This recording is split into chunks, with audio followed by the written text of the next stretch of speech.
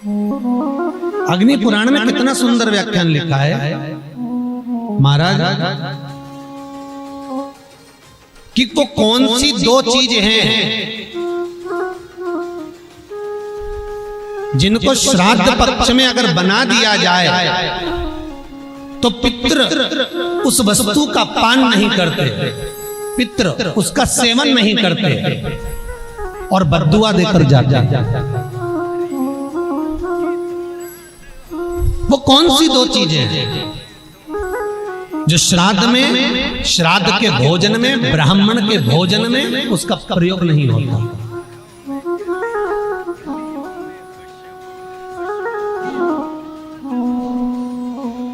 महाराज अग्नि पुराण, पद्म पुराण और गरुड़ पुराण तीनों में ये लेख मिल जाएगा। बड़े प्रेम से पढ़ेंगे तो मनुस्मृति में भी मिल जाएगा। एक कुमड़ा,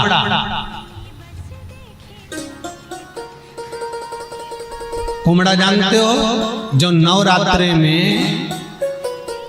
यज्ञ वाले दिन बलि चढ़ती है, वो कुमड़ा जिसका पेठा बनता, आगरा में पेठा बनता। अगर उस पेठे को या उस कुमड़े की सब्जी को श्राद्ध के भोजन में रख दिया जाता है तो पितर 7 घर की दूरी से ही भाग जाते हैं महाराज, प्रवेश नहीं करते।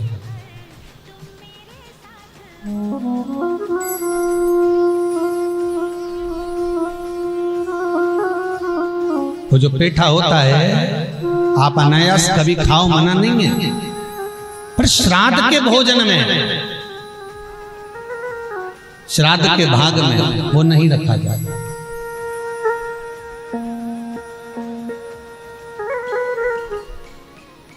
श्राद्ध के भाग में वो समर्पित नहीं होता। कितना सुंदर व्याख्यान है महाराज। गर्ग संहिता तो यहां तक कहती है कि अगर ब्राह्मण भोजन करने के लिए बैठे, श्राद्ध का भोजन अगर ब्राह्मण कर रहा है, तिथि का भोजन यदि ब्राह्मण कर रहा है, तो 2 चीजें और ना रखें। एक नमक थोड़ी दूरी पर रखें, एक अचार थोड़ी दूरी पर रखें। अचार और नमक भी ब्राह्मण की थाली में ना रखा जाए। कटोरी अलग से सजा कर रख दो, आप अलग से आप रख दीजिए, वो लेना होगा तो ले लेगा, पर जिसका तुम संकल्प ले रहे हो, जिस पर तुम पानी फेर रहे हो, जिस थाली को ब्राह्मण के सम्मुख में लेकर जा रहे हो, उसका भान होना चाहिए, उसका स्मरण होना चाहिए।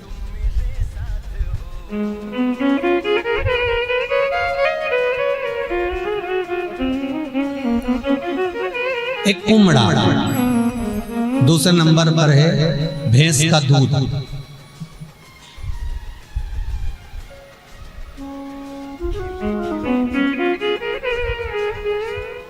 यमराज पाड़े पर बैठता है।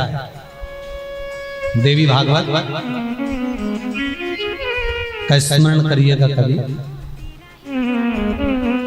यमराज पाड़े पर बैठता है, भैंसे पर, और जब पितृलोक से पितरों को लेकर जाया जाता है, पितरों के देवता आर्यमा स्वामी जब कौए पर पितरों को बिठाकर दरवाजे पर लेकर जाते हैं,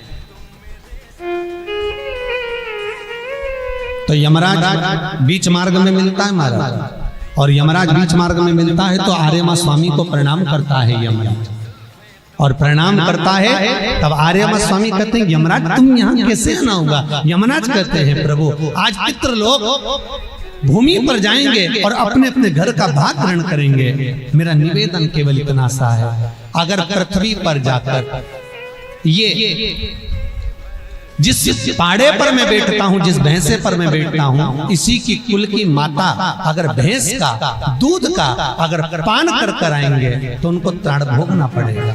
इसलिए इन पितरों से कह दिया जाए कि मृत्यु लोक में जाएं तो भैंस के दूध की बनी हुई सामग्री का पान ना करें। कितना सुंदर व्याख्यान श्राद्ध पक्ष में वर्णन किया गया है कि केवल गौ माता के दूध से अगर आप खीर बना सकते हो तो वो पवाई।